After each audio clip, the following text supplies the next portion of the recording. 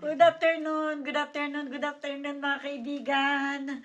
Narito na naman po si Tita Amy sa inyo ay magpapasama. Ayan, samahan niyo po akong muli. Pero bago ang lahat, kumusta na ang aking mga kaibigan, ang aking mga kapinoy Pinay at ang aking amigo, amiga. Ayan, kumusta na po kayong lahat?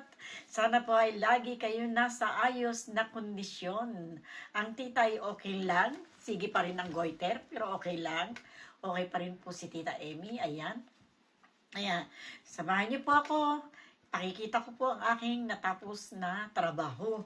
Ito po, tapos na ni Tita Amy ang blouse kong ito. Ayan. Ang blouse po ni Tita Amy, natapos na po niya. Ayan po, ang blouse. Ayan. At ang design ay aki pong ipakikita sa inyo. Ayan po ang design. Ayan. Ayan po ang design ni Tita Amy ng kanyang blouse.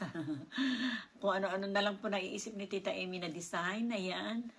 Ayan. Si Tita Amy lang po yan nag-iisip kung anong design ang aking gagawin. Ayan po.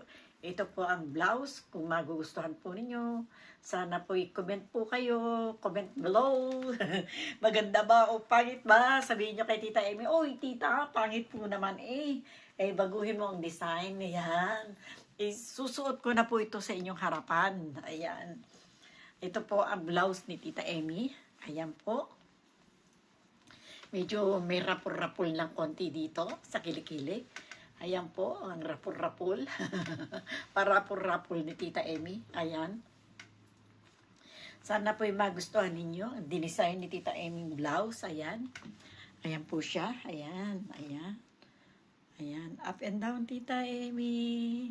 Ang spaghetting pababa, pataas. Ayan po. Sa spaghetting pataas, pababa. Ayan. Ayan po. Ayan. Sana po'y magustuhan ninyo ang aking mga ginagawa. Ito po ay para ano ko po, kung gusto po ninyo, comment lang po kayo below, Tita Amy. Ayan. Okay lang po, hindi po sasama ang loob ng Tita Amy. Ang mahalaga po ay nasabi ninyo kung ano ang inyong nararamdaman para kay Tita Amy. Ayan po.